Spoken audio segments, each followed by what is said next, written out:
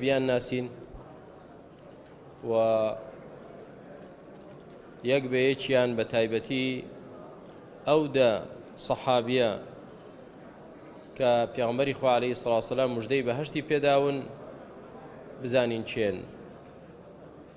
و چۆن ژیاون و چۆن گەڕاونەتەوە لای خوا،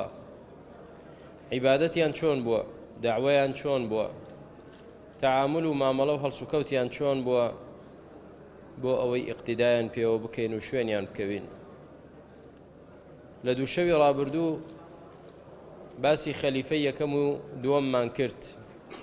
الصدیق والفاروق رضی الله عنهما. ئەم شەو بە پشتیوانی خوای گەورە مع الخەلیفة الثالث، سێم خەلیفەی ئیسلام عوثمانی کوڕی عەفان ڕەزای خوای گەورەی لێبێ، ذی النورین، خاوەنی دوو ڕووناچی، المبشر بالجنة، مژدەی بەهەشت پێدراو، الذي جهز جيش العسرة والذي مات رسول الله صلى الله عليه وسلم وهو عنه راض. با بزانین عوثمانی کوڕی عەفان چێ بوو؟ ئەو خەلیفە بەڕێزە چۆن سەری هەڵدا و چۆن بوو بە موسڵمان و دوای موسڵمان بوونی چی کرد، چه خزمەتێکی بە ئیسلام و موسڵمانان کرد و چۆنیش کۆتایی بە ژیانی هات. عوثمانی کوڕی عەفان کوڕی ئەبول عاس کوڕی ئومەیە قوڕەشیە، لە جیهەتی دایکیشی و لە جیهەتی باوکیشیەوە بە پێغەمبەر دەگاتەوە صلی الله عليه وسلم، کەواتە ئەوە خزمایەتی نەسەب. سەرەڕای ئەوە کە لە دوو سەرەوە نەسەبی تێکەڵ دەبێتەوە لەگەڵ پێغەمبەری خوا عەلەیهی سەڵاتو وەسەلام، دیسان پێغەمبەر سەڵاتو وسەلامی خوای گەورەی لەسەر بێت، جارێکی تر بە جۆرێکی تریش خزمایەتی لەگەڵ عوثمان دروست دەکاتەوە کە دوو کچی خۆی پێدەدا، یەک لە دوای یەک، هەر وەکو دێن باسی دەکەین. عوثمان ڕەزای خوای گەورەی لێبێ لە مەککە لەدایک بووە لە ساڵی شەشەم دوای عام الفیل. پێغەمبەر عەلەیهی سەڵاتو وسەلام لە عام الفیل لەدایک بوو، ئەو 6 ساڵ دوای ئەوە، کەواتە 6 ساڵ لە پێغەمبەر عەلەیهی سەڵاتو وسەلام بچووکتر بوو. کونیەکەی ئەبوو عەبدوڵڵا بوو، پێشتر ئەبوو عەمریان پێدەوت، دوای ئەوەی کە ژنی هێنا و منداڵێکی بوو لە کچەکەی پێغەمبەر عەلەیهی سەڵاتو وسەلام لە ڕوقەیە، ناوی عەبدوڵڵا بوو. عەبدوڵڵا تەمەنی گەیشتە 6 ساڵ، کەڵە شێرێک دەنووکی لە چاویدا، چاوی کوێر کردو و ئیلتیهابی کرد و تەشەنەی کرد و پێیەوە مرد. جا کونیەکەی سەڵاتو ڕەزای خوای گەورەی لێبێت کونیەکەی بوو بە ئەبوو عەبدوڵڵا، یعنی باوکی عەبدوڵڵا، ئەو عەبدوڵڵایی کە بە 6 ساڵی وەفاتی کرد و ئەویش سەبری گرت و ڕازی بوو بە قەدەری خوای پەروەردگار. بۆچی پێی دەوترێ ذو النورین؟ ئەو لەقەبەی لەکوێوە بۆ هات؟ لەقەبی ئەبوو بەکر صدیقە، لەقەبی عومەر فاروقە، لەقەبی عوثمان ذو النورینە. نورین یعنی دوو ڕووناچی. پێش ئەوەی کە پێغەمبەری خوا عەلەیهی سەڵاتو وسەلام ببێ بە پێغەمبەر، دوو کچی هەبوو لە خەدیجەی خێزانی، ڕوقەیە و ئوم کولثوم، هەردووچی دابوون بە دوو کوڕی ئەبوو لەهەبی مامی، عوتبە و عوتەیبە. کاتێک کە خوای پەروەردگار کردی بە پێغەمبەر و دەستی کرد بە داعوە سەڵاتو وسەلامی خوای گەورەی لەسەر بێ، ئەبوو لەهەب وتی بە هیچ شێوازێک من ڕازی نابم کچەکانی محەممەد بگوازنەوە ببن بە بووکی من. بۆیە پێش ئەوەی بگوازرێنەوە هەردوو کوڕەکەی هەردوو کچەکەی پێغەمبەریان عەلەیهی سەڵاتو وسەلام تەلاقدا. پێغەمبەری خوا عەلەیهی سەڵاتو وسەلام ڕوقەیەی لە عوثمان مارە کرد و عوثمان گواستیەوە. طبعا دوای مسلمان بوون کە باسی دەکەین. ئەنجا دوای ئەوە ڕوقەیە دوای ماوەیەک دەمرێت، پێغەمبەری خوا عەلەیهی سەڵات وسەلام کچەکەی تری لێمارە دەکا و دەیداتێکە ئوم کولتومە. لە ساڵی 9 هیجری ئوم کولتومیش دەمرێت. پێغەمبەری خوا عەلەیهی سەڵات وسەلام دەفەرمێت کە 10 کچی ترم هەبووە هەردەم پێدەدایت، یەک لە دوای یەک. ئەمە بەڵگەی چییە؟ بەڵگەی ئەوەیە کە پێغەمبەری خوا زۆر لێ ڕازیە، زۆر خۆشی دەوێت. عوثمان خاوەنی مەکانەت و مەنزیلەتێکی گەورەیە لای پێغەمبەری خوا عەلەیهی سەڵات وسەلام. ئەچینا کەسێک کچی یەکەمی بدەیتێ بمرێ، کچی دووەمی بدەیتێ، دواییش ئامادەبی کە هیترت بێ بیدەیتێ، دیارە زۆر خۆشت دەوێ و زۆر لێ ڕازی. دوای ئەوە عوثمان ڕەزای خوای گەورەی لێبێت ئیسلام هاتووە و چەند کەسێک موسڵمان بوون. جارێ عوثمان موسڵمان نەبوو ڕەزای خوای گەورەی لێبێ. بەڵام بزانین لە سەردەستی چیە موسڵمان دەبێت؟ لە سەردەستی خەلیفەی یەکەم سدیق ڕەزای خوای گەورەی لێبێ. عوثمان دێتە مەجلیسی ئەبوو بەکر دادەنیشێت، کەسێکی بە حیا و بە شەرم و بەڕێز و بە ئەدەب بوو عوثمان. و ئەبوو بەکریش کەسێکی پایەبەرز و مەزن و ڕێزدارە لە ناو ئەهلی مەککەدا. کە عوثمان دێ ئەبوو بەکر پێی دەڵێت وەیحەکە یا عوثمان والله إنك لرجل حازم ما يخفى عليك الحق من الباطل هذه الأوثان التي يعبدها قومك ئەو شتانەی کە قەومەکەت دەیپەرستن ئەی عوثمان چاک دەزانی هیچ نین، نە سوودیان بەدەستە و نە زیانیان بەدەستە و نەدەبیستن و نەقسە دەکەن و نەوەڵام دەدەنەوە. ئەی عوثمان تۆ پیاوێکی عاقڵیت، تۆ پیاوێکی نەجیبیت. ڕاستە دینی قەومەکەمان ئەوە بوو، بەڵام ئینسان کە زانی قەومەکەی لە شتێکدا هەڵەیە ناڵێ من هەر دەبێ لەسەر ڕێو شوێنی قەومەکەم بڕۆم، لە هەڵەدا نەخێر. ئینسانی عاقڵ هەڵە ڕاست دەکاتەوە. اینجا پێی دەفەرمێت ئەی عوثمان تۆ پێت وایە ئەو بتانە دەبیستن دەبینن توانای وەڵام دانەوەمانی هەیە، سوودمان پێدەگەێنن، یا مجرد بتێکن هیچی تر نین؟ عوثمان ڕەزای خوای گەورەی لێ بدە دەفەرموو ڕاست دەکەی ئەی ئەبوو بەکر. فوالله ما كان بأسرع من أن مر برسول الله ومعه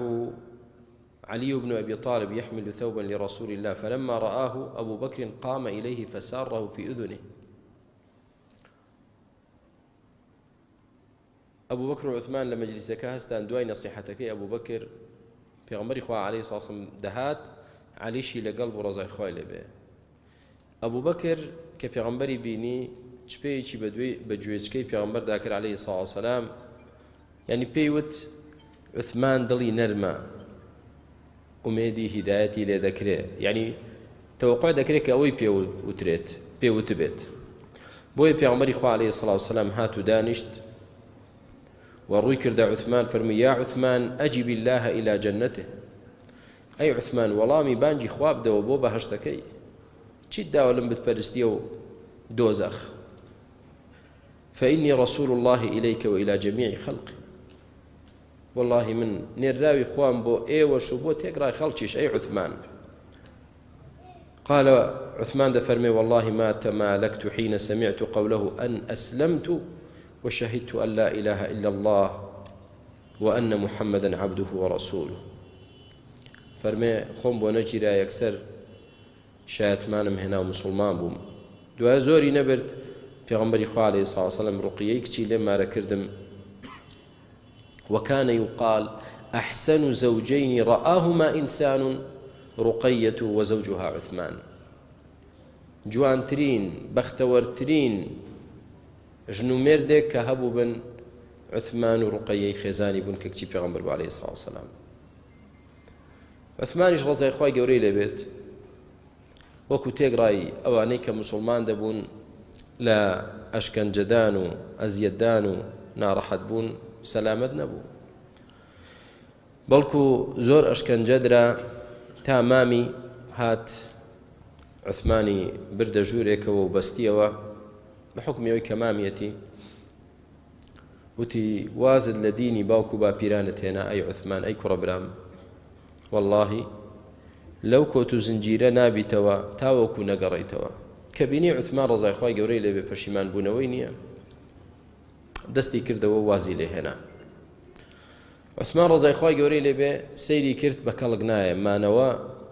لە ناو مشریکەکان زۆر ئەستەمە بۆیە پێغەمبەری خوا عەلەیهی سەڵات وەسەلام مۆڵەتی دا بە مسلمانان کە هیجرەت کەن بۆ حەبەشە لە کوێوە بۆ کوێ لە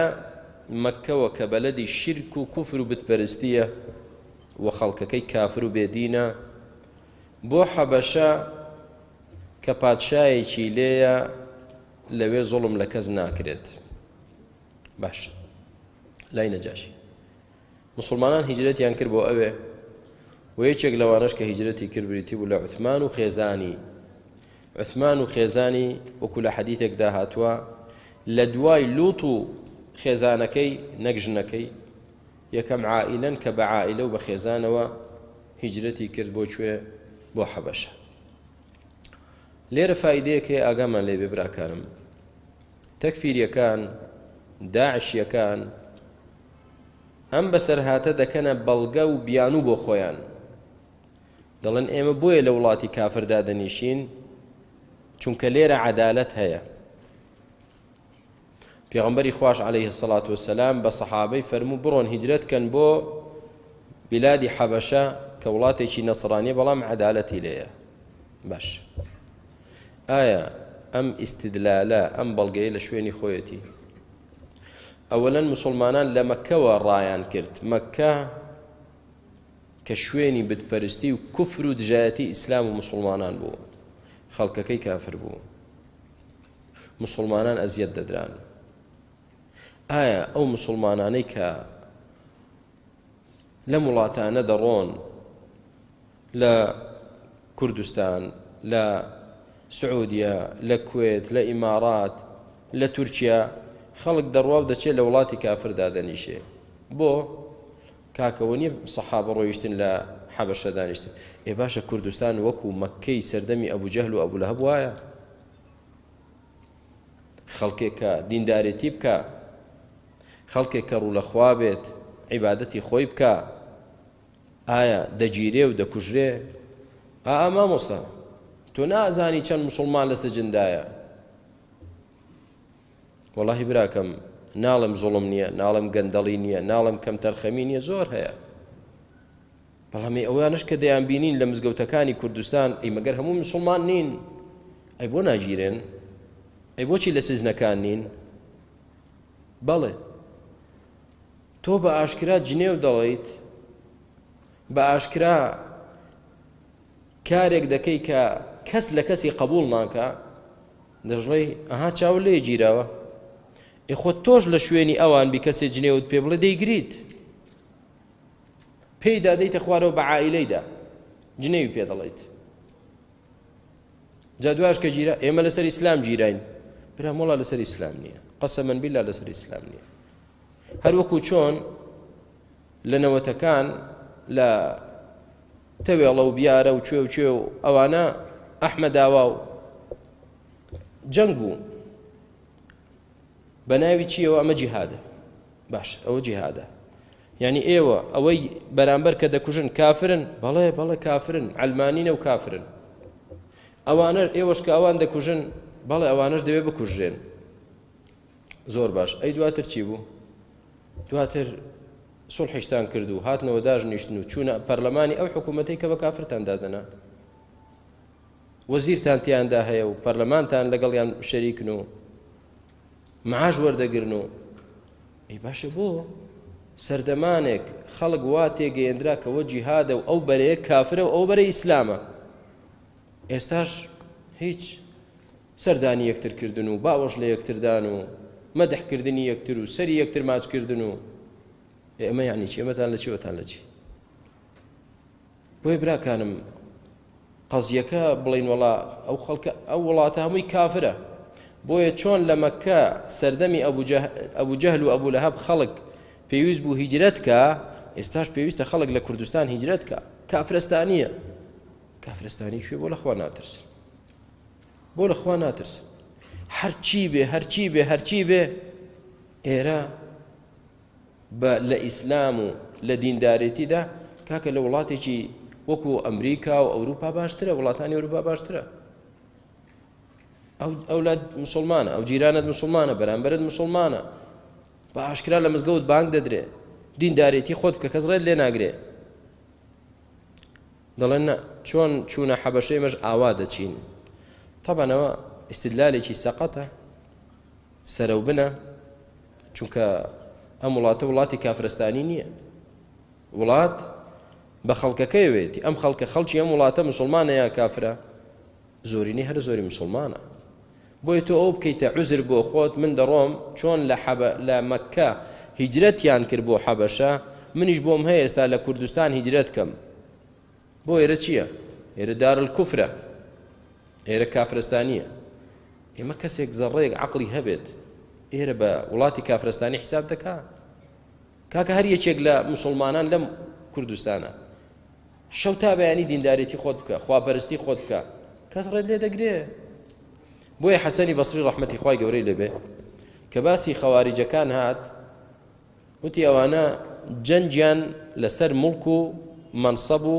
پارەیە یەکێک وتی ئەی ئیمام حەسەن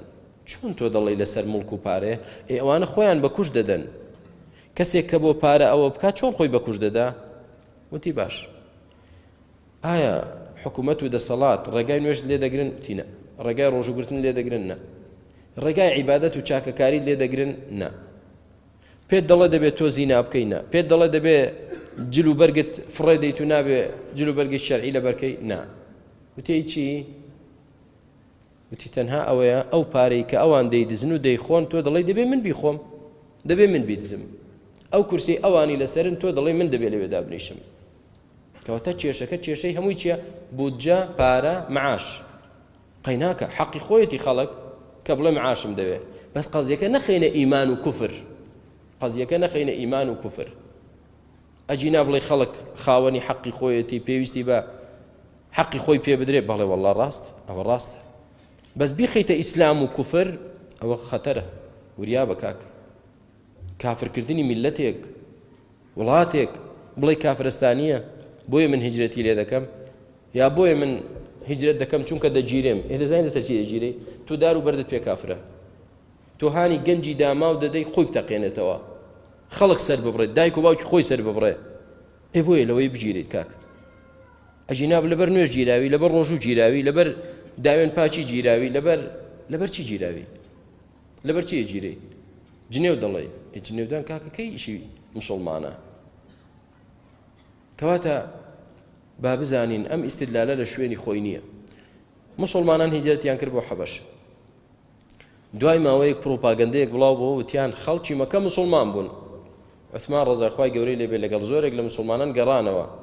گەڕانەوە دەبینین وڵاوانیە تعزیب دەستی پێکردەوە دیسان هیجرەتی دووەمی کردەوە بۆ حەبەشە تا پێغەمبەری خوا عەلەیهی سەڵام هیجرەتی کرد بۆ مەدینە ئەنجا هیجرەتیشی کرد بۆ مەدینە ڕەزای خوای گەورەی لێبێ کەواتە چەند جار هیجرەتی کردووە لە پێناوی خوای پەروەردگار دوای ئەوە کە پێغەمبەری خوا عەلەیهی سەڵام وفات دەکا و ئەبوو بەکر دەبێ بە خەلیفەوەیش وفات دەکا عومەر ڕەزای خوای گەورەی لێبێ دەبێ بە خەلیفە و ئەویش شەهید دەبێ وەسیەتی عومەر ڕەزای خوای گەورەی لێبێ ئەوەیە لەناو 6 کەسدا خلافەت هەڵبژێردرێ عوثمان و علی ڕەزای خوای گەورەی لێبێ عەبدوڕەحمانی کوڕی عەوف سعدی کوڕی ئەبی وەقاص زوبەیری کوڕی عەوام تەڵحەی کوڕی عەبدوڵڵاه ئەو شەشە وتی ئەو شەشە یەکێکیان ببن بە مەجلیسی شوڕا لەناو خۆیاندا یەکێکیان اختیار کرد زۆر باش ئەم شەشە چیان کرد وتیان با 3 کەسمان لەبری خۆی 3 کەس هەڵبژێرێت هەر یەکەمان لەبری خۆی یەکێک هەڵبژێرێ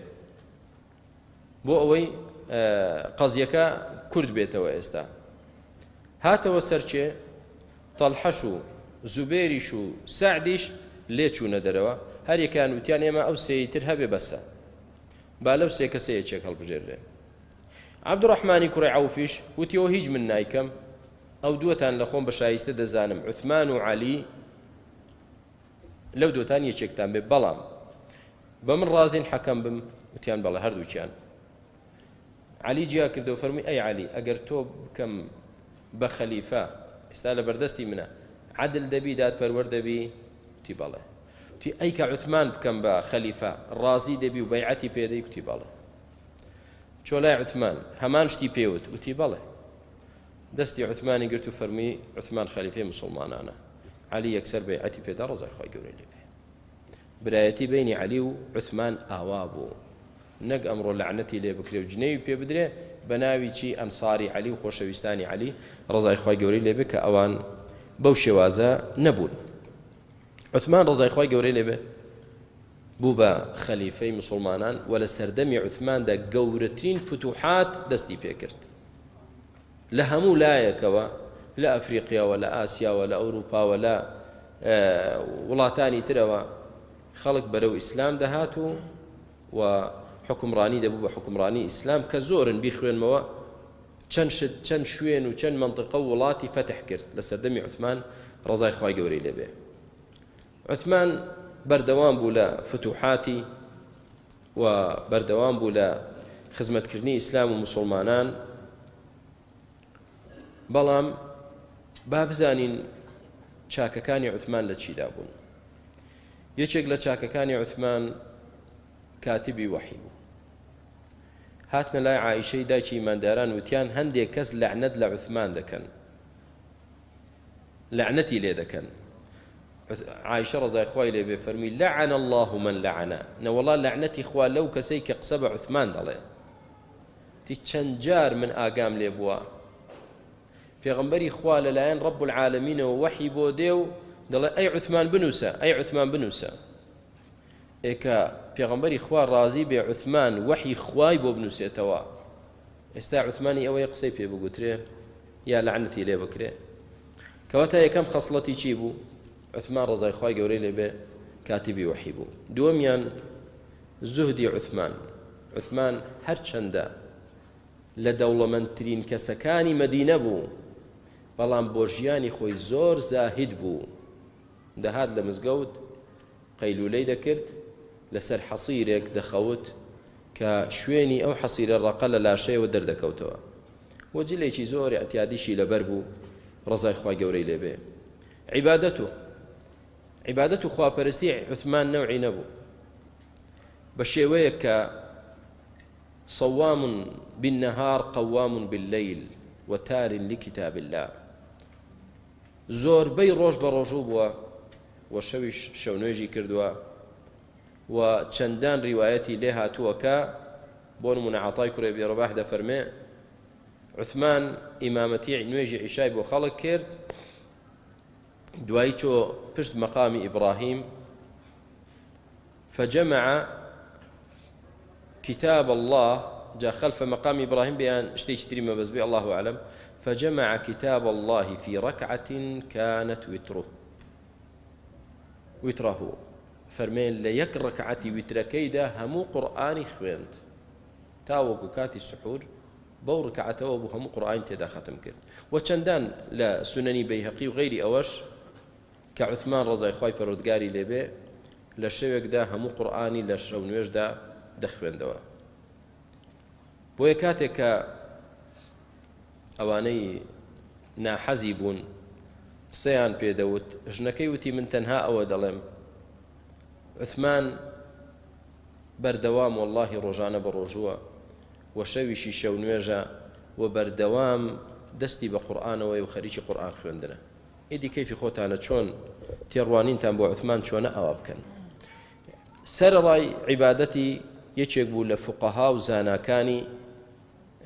سەحابە ڕزای خۆی گەورەی لێبێ و کەسێکی زۆر زۆر متەواضع بوو خۆ بەکەمگر بوو کەسێک نەبوو کە بەهۆی ئەوەی خەلیفەی مسلمانانە و لە شەرق و لە غەرب و لە ئەفریقیا و لە ئەوروپا ئێستا لە ژێردەستی ئەوە مەملەکەتی مسلمانان خۆی لێ بگۆڕێ نا زۆر متەواضع بوو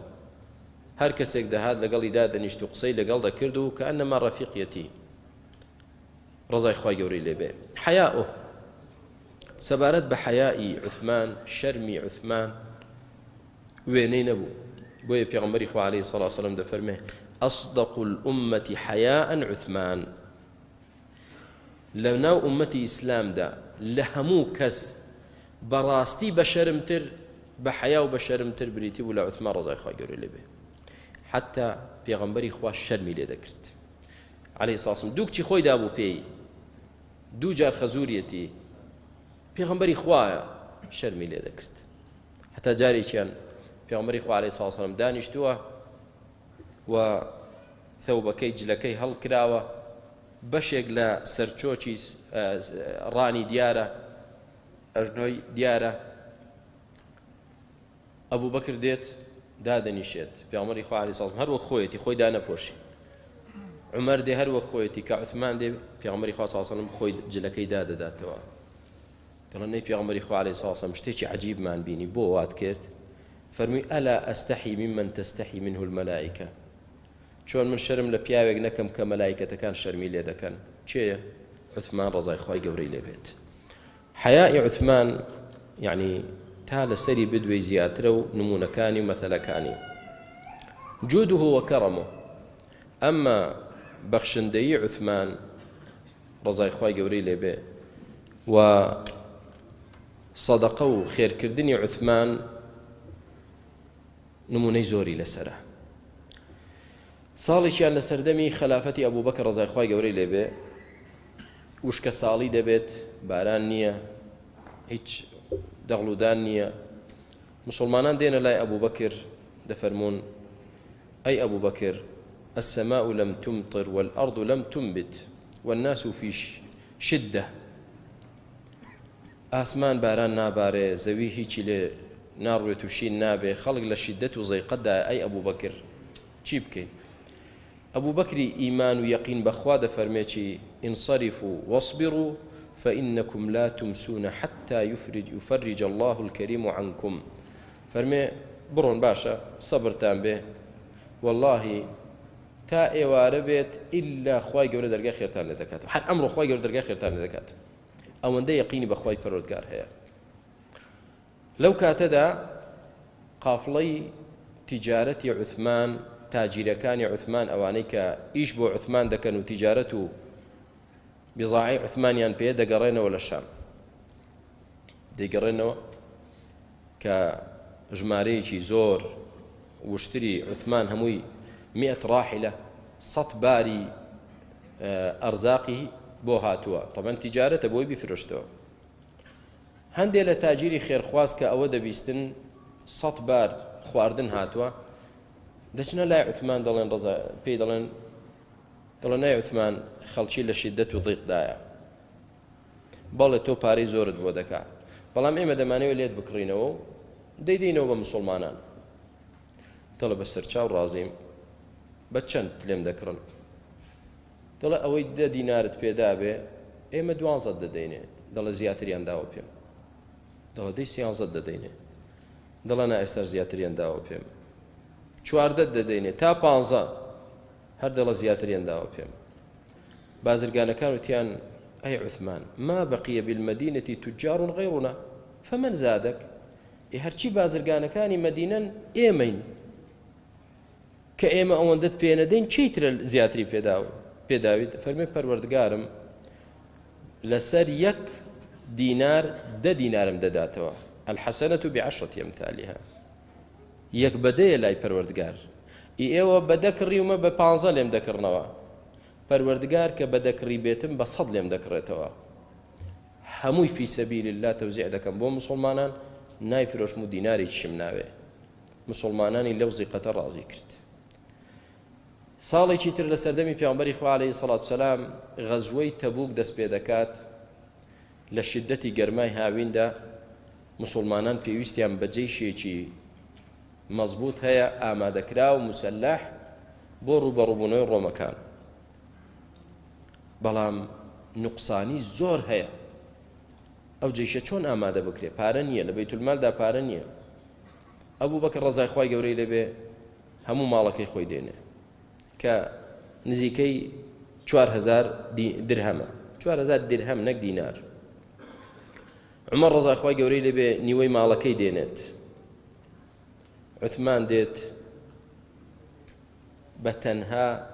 دەفەرمێ ئەی پێغەمبەری خوا عەلەیهی سڵاو وسەلام هەموو جەیشەکە لەسەر حیسابی من ئامادە دەکرێت كامل جيشك تجهيز جيش العسرة لا حالة عسرة نبون زي قد دابو كامل أو جيشي أما ذكرت في عمر عليه الصلاة والسلام فرمي ما ضر عثمان ما عمل بعد اليوم ما ضر عثمان ما عمل بعد اليوم فرمي تواو عثمان لمدوى هرچی بك زرر لإيماني نادا طبعا شتي خراب ناكا هرچی بك زرر لإيماني نادا عثمان شايستي بهشت مجدەی بەهەشتی پێدا دوو جار سەڵات و سەلامی خوای گەورە لە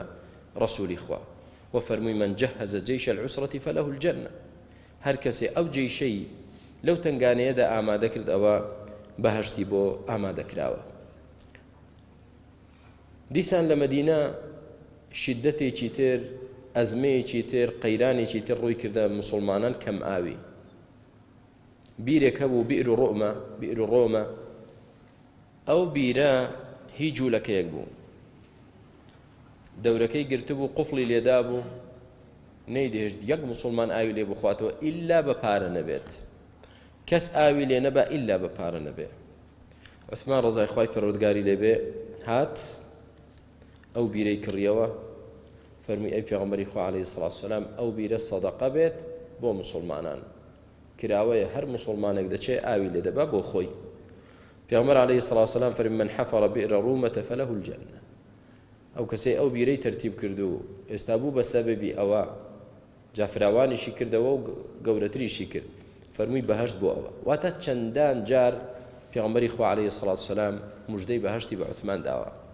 یکی لایش باشکانی عثمان توسعته في مسجد رسول الله صلی الله علیه وسلم هات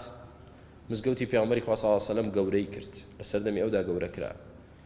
یەکێ لە ئیشەکانی عوثمان بەهۆی ئەوەوە بەیعەت الرضوان تحت الشجرة ڕوویدا و هەروەها یەکێ لە ئیشە هەرە گەورەکانی عوثمان جەمع القورآن في مصحف واحد هات قورآنی کۆ کردەوە لە یەک نوسخەدا یعنی چی قورآن بە حەوت شێواز دابەزی بوو ئەوە لە سەرەتادا پێویست بوو چونکە قەبائیلی عەرەب جیاواز بوون بەڵام دواتر ئەو چەند قراءەتە 7 أحرف کێشەی دروست دەکرد عوثمان هات هەمووی کۆ کردەوە لەسەر یەک قراءە کۆی کردەوە ئەوەش فەضڵێکی گەورەی بۆ عوثمان بۆ ئەوەی مسلمانان تووشی تەفرەقە نەبن و خلاف لە بەینیان نەبێت آخر شت براکانم الخەلیفەة المەظلوم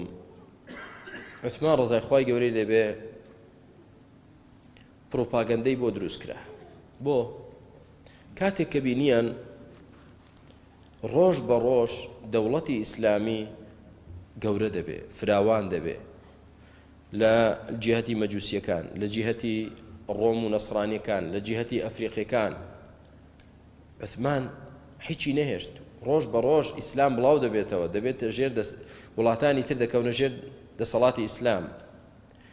ئەو خەڵکەی کە دێتە ژێر حکمی ئیسلام لەوەی هەمووی بە قەناعەتەوە نەهاتبێ تێیدا هەبێ کە منافق بێ تێیدا هەبێ کە قەناعەتی بە قەزیەکە نییە هاتن موامەرەیەکیان لە عوثمان کە ڕەزای خوای گەورە لێبێ کێ بوو عەبدوڵڵای کوڕی سەبەئی یەهودی جوولەکەیەک ئێستا کێ عومەری شەهید کرد مەجوسیەک ئەگەر پەرستێک ئێستا چێژ موامەرەی دانا لە عوثمان یەهودیەک عەبدوڵڵاه بن سەبە اليەهودی هات موامەرەیەکی دروست کرد على أساس خلافه لبيني يعني عثمان لقال آل البيت آل بيتي في عمري صلى الله عليه وسلم ريغني ظلمي على ذاك طبعا مش يدرو هر بروباغندا وإشاعات قيل وقال وعثمان كسنزي كان خوي داناون ببر برسو أوا وعثمان أوا عثمان أوا مش يدرو عثمان بلام دائما دجمناني إسلام بولي داني كسا قوركان پروپاگەندە دروست دەکەن وەکو تۆپێکە الكرة الثلجية لەسەر لوتکە شاخێک تۆپێکی بەفری ئەوەندە دروستکە هەڵی دێرە وردە وردە بەفر لەگەڵ خۆی دێنێ تا دەگاتە خوارەوە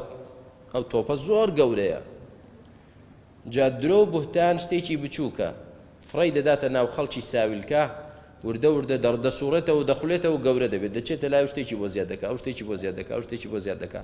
وای لێ هات وتیان عوتمان شایستەیە یەکسەر بکوژرێ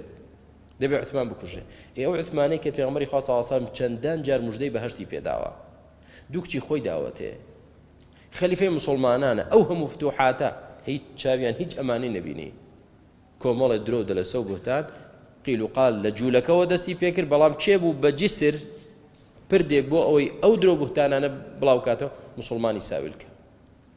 ساویلکە مع الأسف ئەو خەسڵەتە زۆرە لە ناو مسلمانی دڵسافی ساویلکەی ناحاڵی ملحدێک مجرمێک کافرێک بێدینێک شتێک دەڵێ مسلمانەکەش یەک لە دوای یەک نەقلی دەکات کاکە تۆ بۆ دەبیتە جسرێک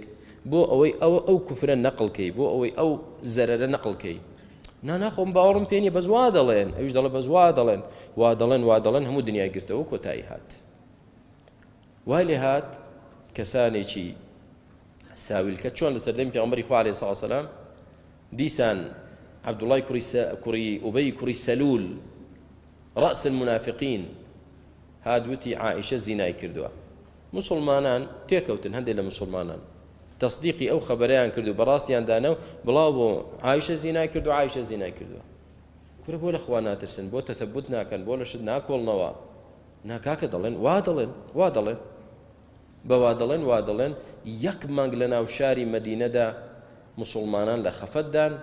پێغەمبەری خوا بێتاقەتە ئەبوو بەکر بێتاقەتە عائشەی داما و بێتاقەتە ڕەزای خوای لێبێ بۆتانێکی بۆ کرا ئەڵا زینای کرد تاوەکو وەحی هاتە خوارەوە بەڵام زۆری ویست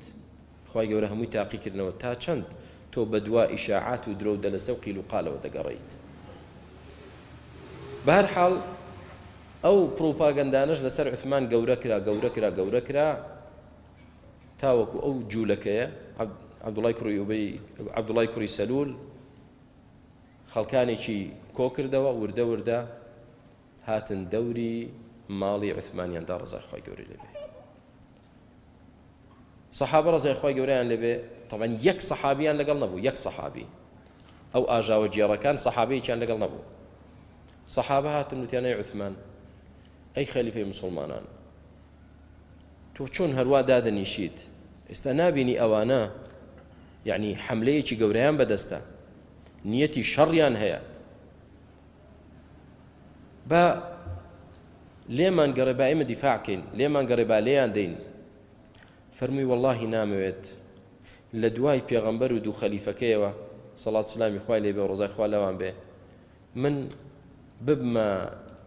کلیلی دەرگای خوێنڕێژی لە بینی مسلمانان ناتوانم پێتان بڵێم بڕۆن بیان کوژن ناتوانم بکەم ئەی چی بکەینێ خەلیفەی مسلمانان با جەیشی معاویە لە شامەوە دێت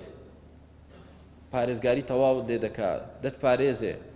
فەرمی ئەبەدەن نامەوێت ڕەزای خوای گەورەی لێبێ پێشتر پێغەمبەری خوا عەلەیهی سەڵاتو وەسەلام لە حەدیثێکی صاحیحدا هاتووە دەفەرمێ پێغەمبەر صلی الله علیه وسلم لە باخێک لە باخەکانی مەدینە بووە عوثمان دێت ئیزن وەردەگرێ ئەو سەحابیە دێتە لای پێغەمبەر صلی الله علیه وسلم دەفەرمێ دەنگێکی نزم لە دەرەوەیە دەڵێ ڕوخسەتم دەن بێمە لای پێغەمبەر صلی الله علیه وسلم پێغەمبەری خوا عەلەیهی سەڵاتو وسەلام دەفەرمێ ئئذن له وبشره بالجنة على بلوى تصيبه یەکەم مۆڵەتی بدە بابێتە ژوورەوە دووەمیان موژدەشی پێ بدە بەوەی کە دەچێتە بەهەشتەوە و بەڵام تووشی بەڵایەکیش دەبێت لە ئاخری عمریدا تووشی بەڵایەک دەبێت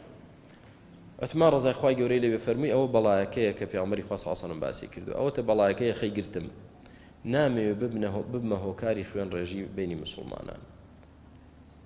و تەوقعیشی نەدەکرد یعنی ناخپیسی ئەوانە بگاتە ئەوەی کە شەهیدی بکەن بە ڕۆژوو بوو لە ماڵەکەی خۆی لەسەر قورئان خەریکی قورئان خوێندنە لێ هاتنە ژوورەوە و شەهیدیان کرد و خوێنی ڕژایە سەر قورئانەکە بۆچی بە پرۆپاگەندە و درۆ دەلەسە ڕەزای خوای گەورەی لێبێت چ دەرس و عیبرەتێک لەوە وەردەگرین و شەهیدکردنی عوتمان ڕزای خوای گەورە لەبێت چ فیتنەیەکی لێکەوتەوە. دوای شەهیدکردنی ئەو مسلمانان بەیعەتیان بە عەلیدا ڕزای خوای گەورە لێ بێ بە خەلیفە. باش ئەوە لەولاوە تەواوە. بەڵام معاویە ڕزای خوای گەورەی لێ بێ هەر وەکو چۆن بڵێ محافظی شام بوو ئەو کاتە، یعنی یەکێک بووە لە کاربەدەستەکانی سەر بە خەلیفەی مسلمانان عوتمان بوو و خزمی شیەتی بەنی ئومەیە. معاویە ڕزای خوای گەورەی لێ فەرمی ئەی عەلی، پێش هەموو شتێک ئەوانەی عوتمانیان شەهید کرد، خەلیفەی مسلمانانیان شەهید کرد، دەبێت تۆڵیان لێ بکرێتەوە. ئەوە یەکەم ئیشتدا. عەلی ڕزای خوای گەورەی لێ بێ بۆ چوونێکی تری هەبوو کە عەلی خۆی و حەسەن و حوسێن لە بەردەرگای ماڵی عوتمان بوون بۆ پارێزگاریکردن، یعنی عەلی خۆشی دەویست، بەڵام عوتمان نەیهێشت کەس دیفاعکە بۆی خوێنی مسلمانان نەڕژێت. عەلی ڕزای خوای گەورەی لێ فەرمی ئەی معاویە، بەو گەرما و گەرمیە نابێت، فیتنەکە گەورە دەبێت لە بینی مسلمانان. چۆن دەبینین زۆر جار زۆرێک لە مسلمانان بە کەسانێکی توندڕە و ئاژاوەجێر دەخەڵەتێن، وا دەزانەمانە خزمەتی ئیسلام دەکەن، تاوەکو قەناعەت بۆ هەموو خەڵکە دەکەی زۆری دەوێت. وایەن نیشانی خەڵک داوە کە ئەوەی وەکو ئەوان ئامادە نەبێت سەری دایکی خۆی و باوکی خۆی ببڕێ، ئەوە کافرە عەمیلە بەکرێگیراوە دژی مسلمانانە. خەڵکێکی زۆریان چاواشە کرد، گەنجێکی زۆریان بە بەلاش بەکوژدا، چیان بەچی کردی چیان نەکرد. ئێستا تۆرە ئەو گەنجە خوێن گەرمە شەحن کراوە فول شەحنە، تۆ پێ بڵێ برای من غەڵەتی، وەڵڵا کاکە گیان کورە چۆن دایکی خۆت سەردەبڕی، چیت داوە لە سەربڕینی مسلمان؟ وەرە فێری ئیسلام بە، دوو ئایەتی قورئان تێبگە جارێ پەلەت نەبێ. تۆ لەگەڵ جیهادنی، تۆ دژی مسلمانانی، تۆش عەمیل و بەکرێگیراوی، دەوەرە تێگەێنێ ئێستا بەچی حاڵی دەبێت. معاویە ڕزای خوای گەورەی لێ بێ داوا دەکات لە عەلی کە ڕزای خوای گەورەی لێ بێ کە ئەو بکوژانە ئەو ئاژاو جێڕانە تۆڵیان لێ بسێنرێتەوە. عەلیش ڕزای خوای گەورەی لێ بێ، معاویە لەسەر حەقە، عەلیش لەسەر حەقە، لەوەدا دەڵێ جارێ با بە پەلە نەبێت چونکە فیتنەکە گەورەیە، لەوانەیە قیتالێکی گەورە ڕووبدا. بەهەرحاڵ نەگەیشتنێک خلاف لە بینیان دروست بوو تا گەیشتە یەکتر کوژی، تا گەیشتەوەی مسلمان خوێنی مسلمانی ڕشت. بەهۆی چیەوە؟ بەهۆی ئەو فیتنەیەوە کە سەری هەڵدا بە شەهیدکردنی عوتمان. شەهیدکردنی عوتمان و ئەو فیتنە گەورەی کە تا ئەمڕۆ ئەوە سونەیە ئەوە شیعەیە، ئەم فیتنەیە تا ئەمڕۆ بەردەوامە. لە چیەوە سەری هەڵدا؟ لە ورتە ورتەی کە دەستیان پێ کرد. عوتمان وای کرد، عوتمان وای کرد، عوتمان لەگەڵ ئەوە، عوتمان ئەوە. بەوە سەرپەتەکەشی سەرچاوەکەشی کێ بوو؟ عەبدوڵڵای کوڕی سەبەئی یەهودی، جوولەکەیەک توانی فیتنە دروستکە، مسلمانی ساویلکەش بۆی بپەڕێنێتەوە و چەکی بۆ هەڵبگرێت و خەلیفەی مسلمانان شەهیدکە. بۆی برا ئەزیزەکانم باوری عابین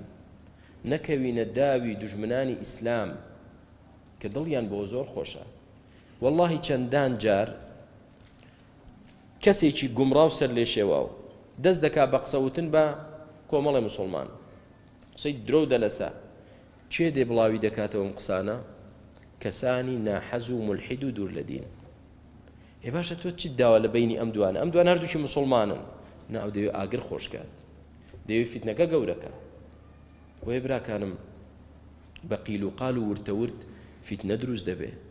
دەڵێن مامۆستا فڵانەکە وایە، دەڵێن کاک فڵانەکە وایە، دەڵێن ئەو برایە ئاوایە، ئەرێ بیستوتە ئەوەشتشی لەسەر دەڵێن ئەرێ بیستوتە، تۆش نەقلیکە نازانی چ فیتنەیەک دروست دەبێت، نازانی چ تەفرەقەیەک دروست دەبێت، نازانی سەبەبی فیتنەی بینی مسلمانان تا ئەمڕۆژ ئەو وتیە بوو کە جوولەکەیەک دروستی کرد و